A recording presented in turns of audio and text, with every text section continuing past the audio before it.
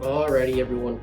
Welcome to the Super Bowl 58 pre-game show. We're starting off this year with a highly anticipated Super Bowl matchup, one that I can say no one expected. We have the Kansas City Chiefs going back-to-back again to the Super Bowl after defeating the Philadelphia Eagles last year by a score of 38-35 in a really close game.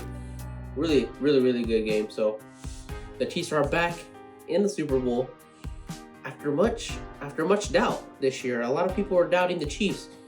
They said the reign was over with these past few games of the season.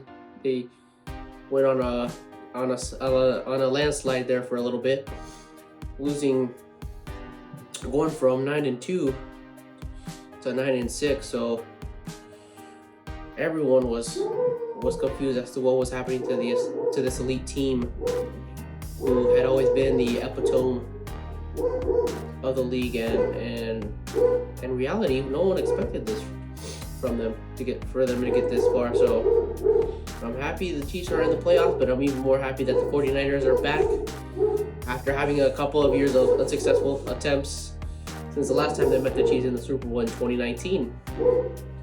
So without further ado, let's get started, guys. Let's make the predictions.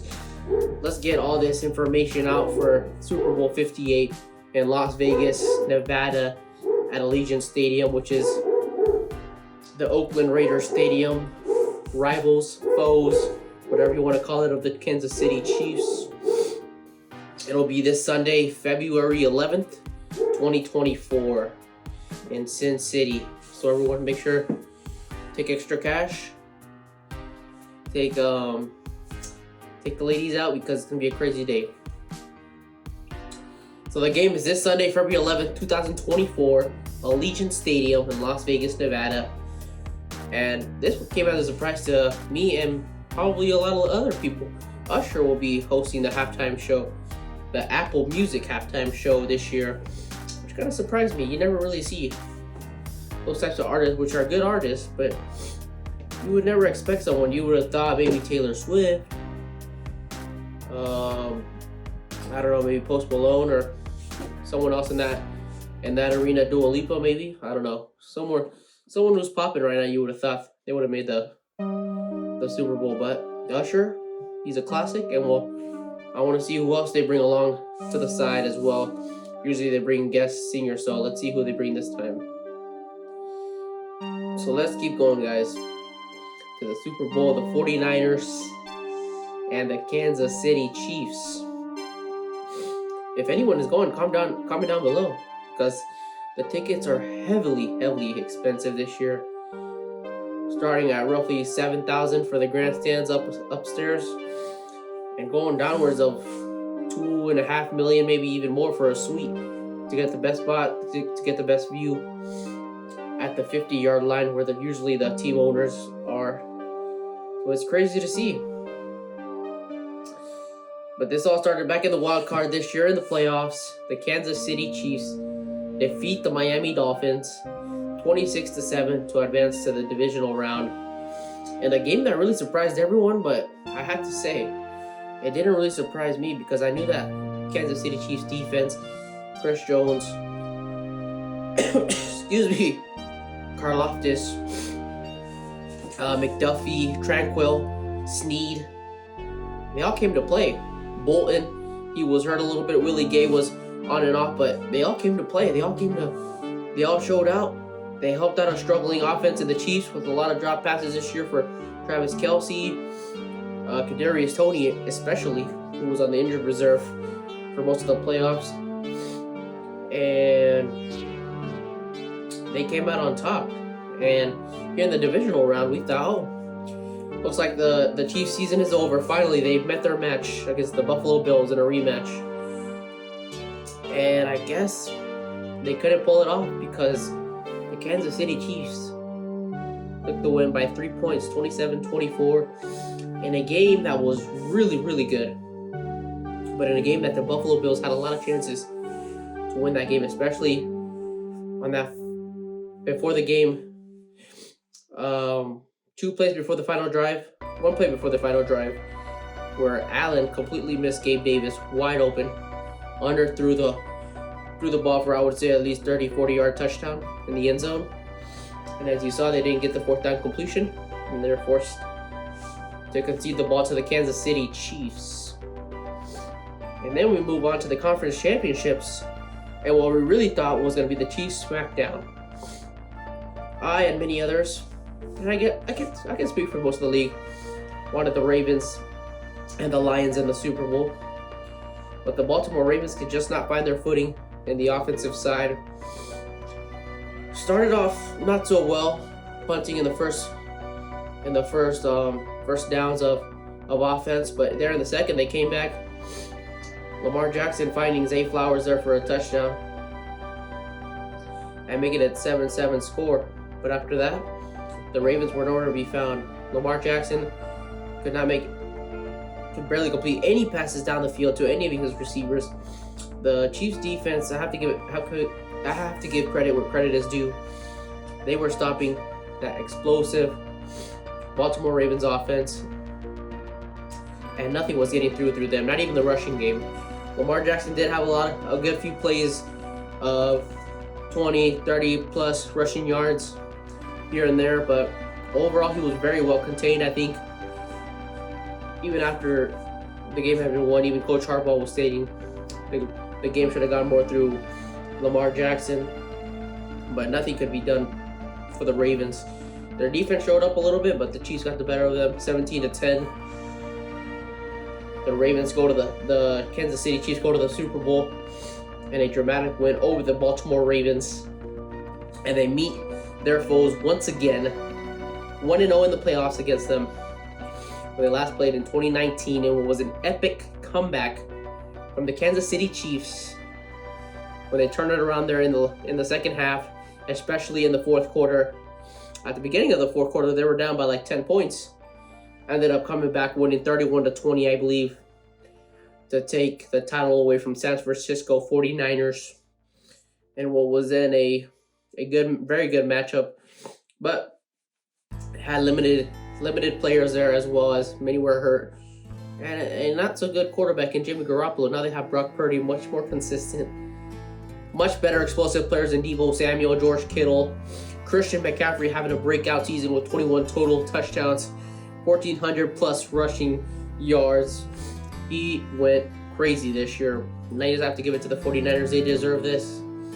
They almost choked it against the Lions, but I know the Lions will be back better and much more prepared to finally make those stepping stones to become one of the great NFL teams that they should be here in the upcoming years, because they have a great group of guys.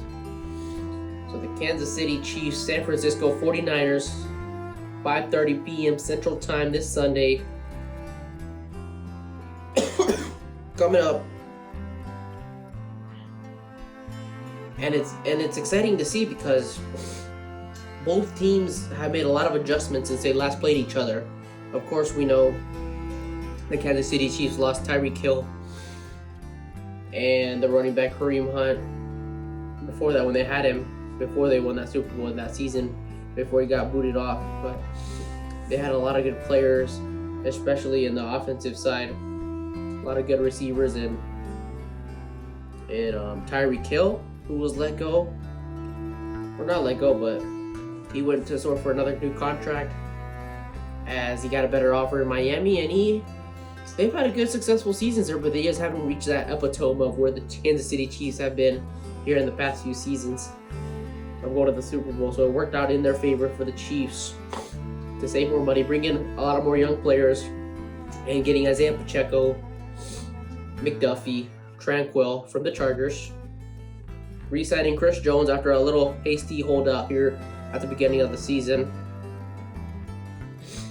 and I think a much better and more disciplined Travis Kelce.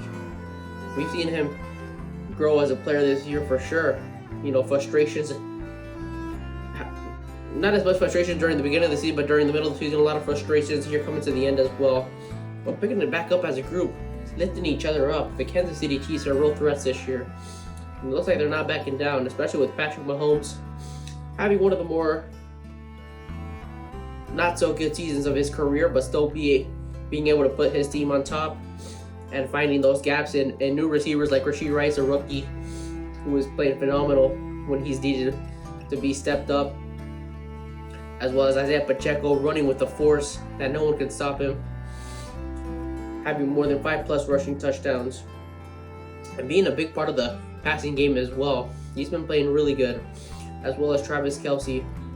Almost had another, I believe would have been his 9th or 10th straight 1,000+ receiving yard season, but he was a few yards short of that. But he still had a phenomenal season despite the circumstances that they were in. And on the other hand, the San Francisco 49ers have really played the lights out this season, starting off with an exceptional record. I believe they're going like 10-1. There at the end, they kind of slipped a few, 3 in a row, I believe. But still, explosive plays. Christian McCaffrey had himself a phenomenal season. 21+ total touchdowns, 1,400+ rushing yards. And really just put San Francisco back on the map there. As well as Brock Purdy being consistent, but when it came down to those losing games where he was not playing so well, he rebounded right back like that.